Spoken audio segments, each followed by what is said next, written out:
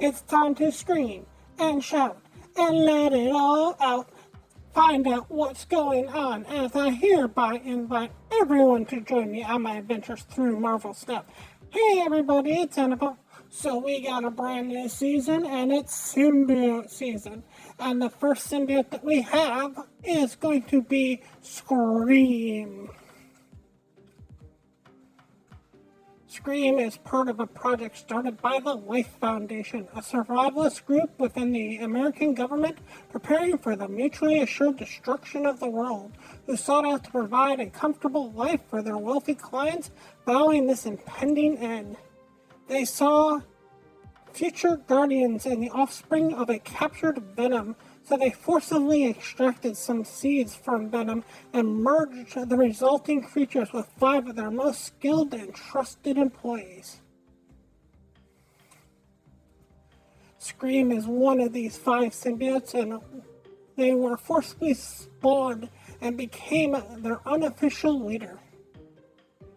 Because these new creations were too young to be controlled on their own, they had to be given hosts, and this one was the experiment of a symbiote who was bound to a female host that was a security guard and mercenary in hopes of creating a superhuman soldier force to protect this utopian future and watch over this imagined fallout shelter. Scream and her fellow symbiotes started to search for Venom after the destruction of the Life Foundation laboratory. She would use her powers to go stronger and stronger as he fled until she found and eventually captured Venom. She tried to convince Venom to help her and her fellow symbiotes to control their symbiotes, but Venom refused to tell them anything as he did not want anything to do with his unwanted and forced children. Scream is the most sympathetic in the group, as she just wants to understand her human bond better. Her host is a schizophrenic, which made her attachment to the symbiote incredibly more dangerous for herself and everyone around her, as she had been hearing voices long since before she appeared with the symbiote. Recently, she began to regret her villainous ways and began to help other symbiotes hosts by teaching them how to deal with their symbiotic half.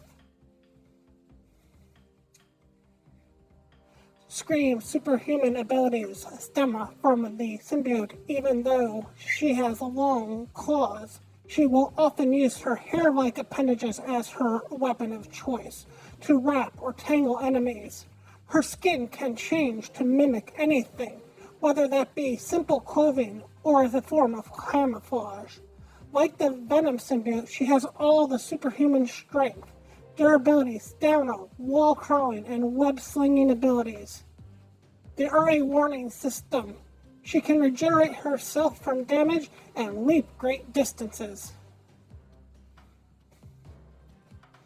Scream is one of the 5 symbiotes that were forcibly spawned from Venom by the Life Foundation to be used as enforcers for them and their clients.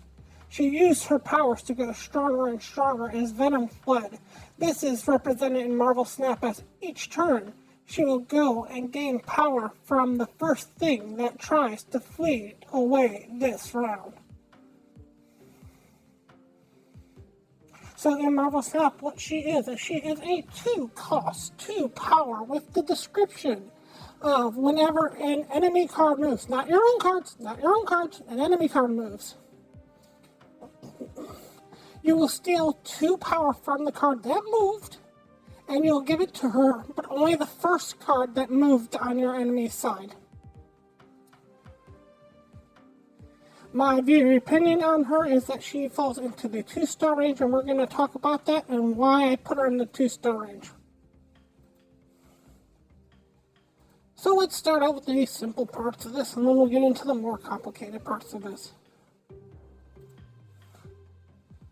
So, if you were to just look at this card as a whole, it basically falls into almost the goose range, where it's a 2-2, it's basically preventing your opponent from doing something, theoretically speaking, but if you've ever tried to throw goose into a deck, you'll slowly start to realize how little this matters to most opponents.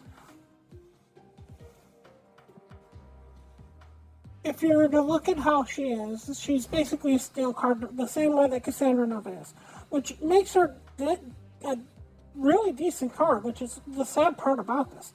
If you were to look at her, just something moving once, twice, at all in the game, if they don't have the loot cage, which we'll talk about in a second, moving twice is basically taking away 4 power and gaining her 4 power, because it's something that's on the board.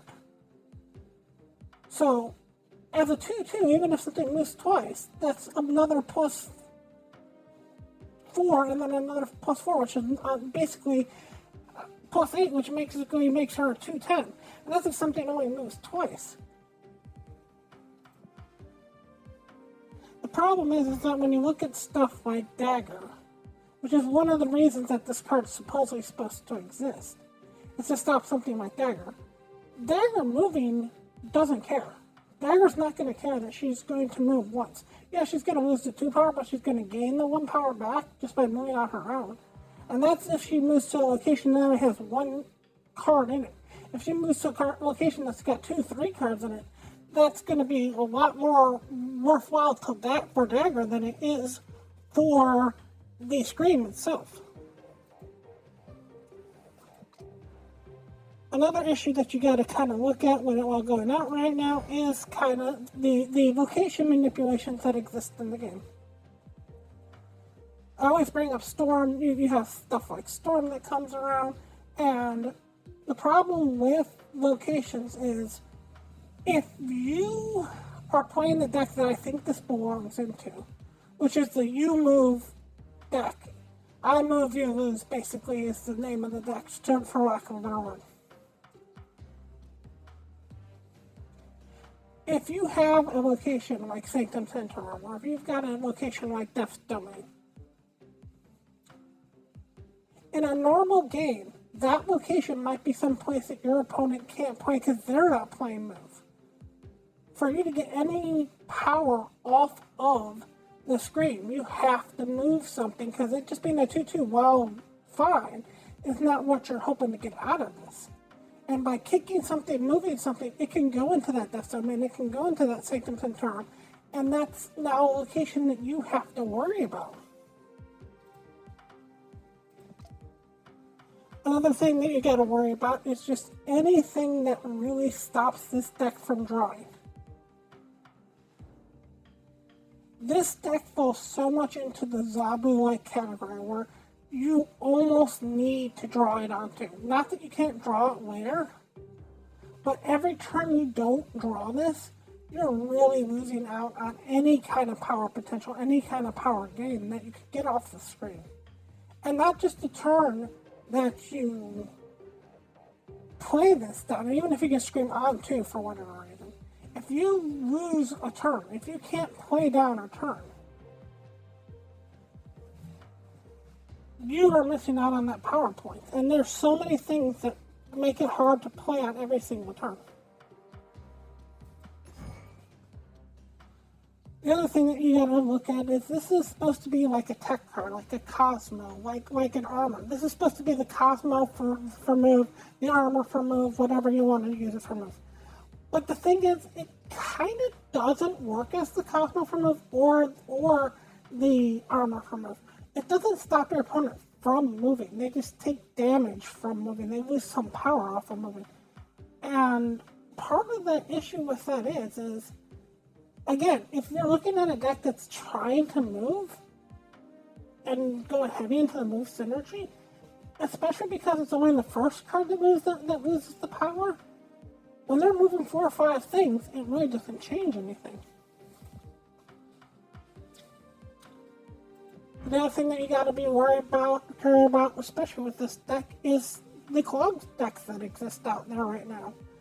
The deck that Scream wants to go into needs a lot of location. It basically needs all 3 locations, because the weird thing about Scream that they don't tell you about, and you have to really look into, is if the card can't move, it doesn't get power. So if you, for example, were to play a Polaris, and Polaris pulls it into a location that's already full, even though it's a move card and could move a 1-drop in that situation, it doesn't move the card, so you don't actually get the power off of it. Now, the cards that you obviously do want to use with this are stuff like Force, and we'll talk about all the cards in that realm. And we'll talk about why that's kind of an issue in just a second here. Now, there are some benefits to this. One of the benefits is, if you are ever playing an opponent and they're playing down a long, if you know they're playing a combo deck, if you know that they're setting up in a location, you're not playing some way of getting out of that move manipulation. So one move of that card, if you're putting a place on a wall and you move that wall, if you hit that wall, you might have just won the game right then and there. The other issue is so many people right now, especially some of the bigger decks, are playing Luke Cage. And while Luke Cage doesn't stop the screen from gaining the 2 points, it stops the card from losing the 2 points, which means that each time you're gaining 2 instead of the quote-unquote gaining 4. The other problem that I've been looking at while looking through this deck is just health out. The fact that as long as Hellcow is still running around and running rapid, I'm not sure the power spec that you can get off of this. And that's what's saying that in the best world, you can actually turn this into a 212. It is possible for this to be a 212. I'm saying right now that a 212 might not have the ability to show up in the game. And let me go over some of the reasons on why that is. So in here we have every single card that gets any kind of help from a card moving to it or that can move another card. And this is every single card that I could find with this. You've got the Kingpin in here, which gets power if something moves into its lane. You've got the Kraven in here, which gets power if something moves into its lane. You got the Juggernaut to move stuff of your opponents, because again, you want to move your opponent's card. You've got the Polaris. You've got the Spider-Man. You've got the Miles Morales, because you're moving so many cards. You've got the Stegron, the Cannonball, the Arrow, and the Magneto. And that's the problem. If you were to look at this, this is basically me trying really hard to find some way of moving your opponent's card or getting bonus off of moving your opponent's card. And all together, even with going through everything, you're looking at 10 cards in the entire game. Are you going to throw all 10 cards into your deck? Which cards are you going to take out? Are you going to try to do the Magical Pixie Land here? I mean, if you're looking at Magical Pixie Land is Kingpin on 1, then Scream on 2, then Juggernaut or possibly Polaris or even Spider-Man on 3. And then you want to do your Miles Morales and then one of your other Juggernauts or Spider-Mans or Polaris on 4. Then most likely your Arrow on 5 and then your Magneto on 6. And while that's a great Magical Pixie Land that comes up, how often are you going to get that exact flowing line to happen? Now, with that being said, with all that being said on this, I'm not sure you need to do much to get really power off of this card.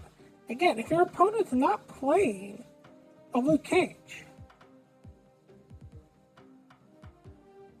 a simple Juggernaut, a simple Spider-Man, just those 2 cards might be enough. Because then you've got a 210. A 210 is great, and if you don't draw the 210, it's not the end of the world. If you don't draw the Scream, it's not the end of the world. You're not really going out of your way to manipulate your deck to get into this. The problem with this, though, is if you look at all these cards, almost none of these cards, maybe Spider-Man I'll give a pass to, have any other real decks that they run into, that they run about, that they run with. Maybe Magneto a little bit, but are you going to throw a Scream into a Magneto deck where all you have is Scream and Magneto to get that surprise +4 at the end?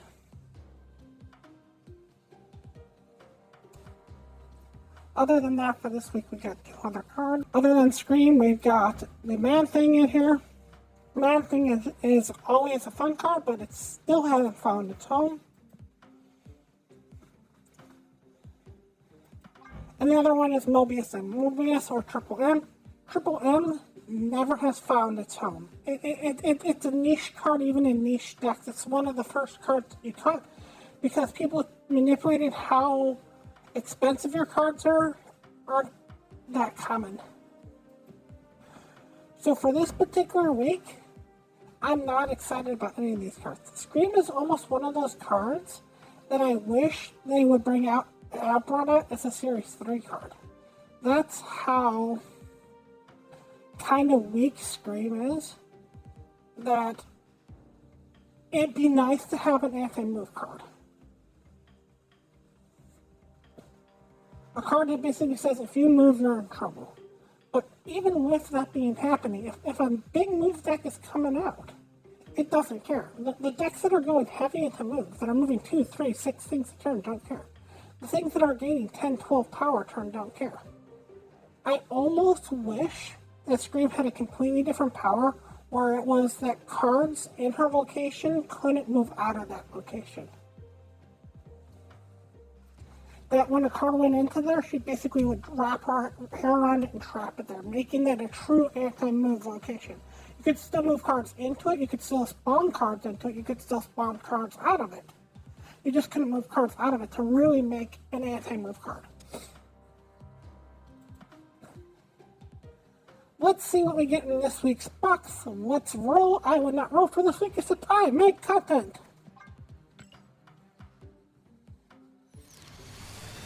Box says Sage.